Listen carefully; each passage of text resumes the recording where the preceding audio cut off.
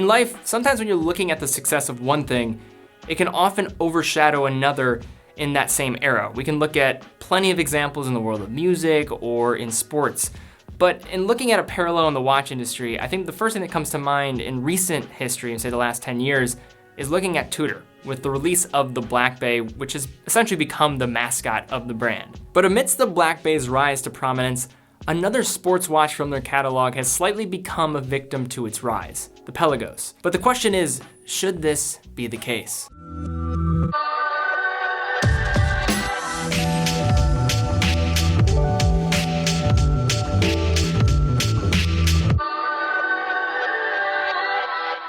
So back in 2012, the Pelagos and the Black Bay were announced to be released and were released that following year as two new sports watches to represent that part of the catalog for the brand. At their conception, it was clear how these watches were to be separated, with the Black Bay representing the mass appeal diver with a heritage design, and the Pelagos being an unabashed tool watch with the specs to match, with this model I have here representing that initial release with the reference 25500TN. The model was important in making up the new sports lineup within Tudor's catalog, but also in the fact that it helps spearhead Tudor's reemergence in the American market. And although it doesn't quite match up with the new Pelagoses out there, so the 25600TN, containing one of Tudor's new in-house calibers, the MT5612, it still does have its own unique traits that might still make the decision on which to choose a bit more difficult than what you might think. Much of which starts with how this watch wears on the wrist, as it does share the same case diameter and lug to lug to the newer variations, with 42 millimeters in diameter and a 42 millimeter from top to bottom lug to lug. However, it does, as a result of the ETA 28242 within,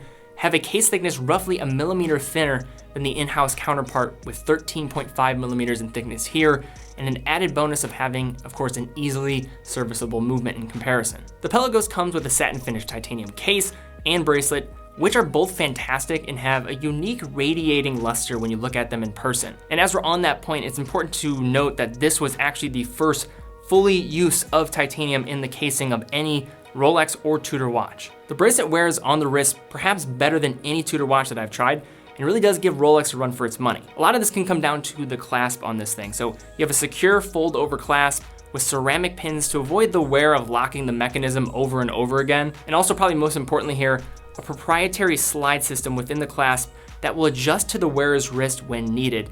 And I would love to see this in more watches in general. It has 3 fixated positions that you can slide, giving you some really good on-the-go customization. And then you also have this fixed position at the bottom that will, of course, adjust with your wrist over time, so you're bending it, or maybe you're swelling up throughout the day. With all this considered, it is important to mention that this watch in the case will patina and age differently than its steel counterparts. But to me, I think that will just add to the charm that this watch has, which is a total tool watch kind of aesthetic. And when getting on the subject of how this thing wears, when factoring in the thinner case, the lightweight feel on the wrist as a result of the titanium construction, also the smaller but suitable crown and crown guards, and the hidden inclusion of a helium escape valve at the side of the case at the 9, we have a watch that I think is unjustly classified as being bulkier than it really is. And I think for this ETA version particularly, there's a chance that I think smaller wrist guys could totally pull this off. When I had it on my wrist, I didn't feel like it was out of the question that I could wear this watch on a day-to-day basis, but I would be lying if I said I would not welcome smaller case variants in the future. I have my fingers crossed for Baselworld 2020. Looking straight on at the Pelagos, we are greeted with another particular character trait for this watch, when stacking it up with Rolex and just the entire Tudor family, with the use of a matte style finish on the ceramic bezel and the dial. I think I might have to express my sense of bias towards a matte finish. I think when it comes down to cars and other areas of industrial design, I just like the look of it. Yet it is a characteristic that either falls very flat or succeeds with flying colors. And in the Pelagos' case, I believe it tends to fall in the category mentioned latter, matching the unassuming tool design and blends with the satin finish case perfectly. The 60-click ceramic matte black bezel feels more Rolex in its design and action than it does Tudor. As in my experience with Tudor pieces, this is one area where they do live in the shadow of their bigger brother, but that can't be said here. It not only looks the part with the superluminova and a nice finish, it reveals no play when calling the bezel into action. Looking through the sapphire crystal at the black matte finished dial, it serves as a great foundation for contrast that this watch upholds, and I came to appreciate more by getting closer looks at the nicely textured finished surface, with its use of white printed lettering on the dial at the 6 and 12, superluminova applied hour markings, matching the hands at the center with the hallmark snowflake hand as the hour hand here, which on the point of exhibits some fantastic use of superluminova, staying true to the tool watch classification the Pelagos embodies. Apart from the contrast, the watch also has a great level of balance on the dial, as I love how Tudor manages to play and pull off the different shapes of indices, specifically with its use of the rectangle at the 9-hour indice, as it mirrors the same amount of dial real estate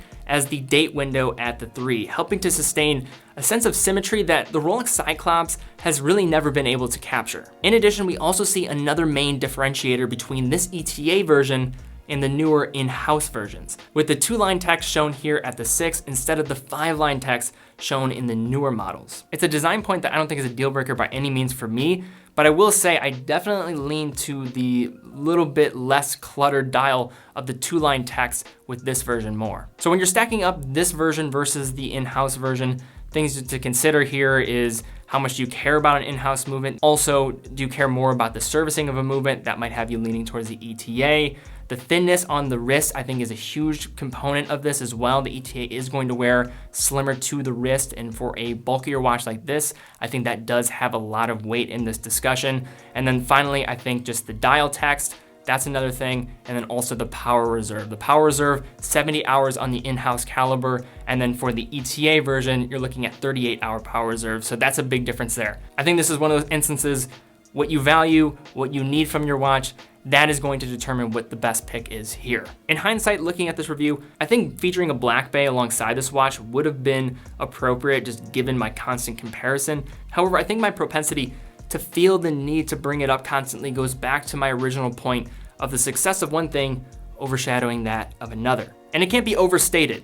The Black Bay is a fantastic watch. If you're looking at the 36s, the 41mm options, the Black Bay GMTs, and many variations that have just flooded Tudor's catalog now in just a very short period of time, there's a reason why they're doing it. It's because they're selling well and they really represent a highly competitive, but a place probably that they dominate in terms of just robust, nice looking, professional dive watches for everyday use. But with all the pushing by Tudor to exalt the Black Bay as the brand savior, which in many cases they have succeeded in, I feel that the Tudor Pelagos unfortunately does not get the love that it should, as in my opinion, it is a watch that I think exemplifies to an even greater degree what Tudor's ethos is all about, epitomizing its decades creating no-nonsense tool watches that saw military action while demonstrating it in a package that works within Tudor's newfound brand identity. And do I expect many people that are watching this video to choose the Pelagos over the Black Bay? No chance. But I will say this, if Tudor was able to take a lot of the effort that they're putting into the Black Bay, just a fraction of it, I mean a fraction of it, maybe in new case sizes, different colorways, and put that into the Pelagos, I think we would see a lot of people that would maybe jump on the bandwagon for appreciating this watch a lot more. But until then, I will enjoy the less taken stance in that this is my favorite line that Tudor currently makes. So guys, what are your thoughts on the Tudor Pelagos, especially in comparison to the Black Bay? I mean, to me, I think the main reason why it's probably not as beloved is just the sizing of it. 42mm, I think, does size a lot of people out of it. And I think if Tudor would just put a little effort into maybe offering up some different case variants, that would, I think, make the decision between the Black Bay and the Pelagos a lot more compelling. But I'd love to see your guys' comments down below. What do you think of this watch? I personally love it. And guys, if you want to stay up to date with our giveaways, be sure to follow me on Instagram, fill out that giveaway form. But Instagram, I've been trying to grow that channel a little bit, and also it's a good way to stay up to date with the giveaways, up to date with me, new videos, and posting some really cool pictures of some watches. So go give me a follow there. Also, if you want to purchase a Pelagos, any other watch, this watch that I reviewed today was from Bob's Watches, our friends over there. Using that link in the description helps us out tremendously and allowing us to continue what we're doing here. So guys, thank you again so much for watching. Be well, and I will see you all very soon.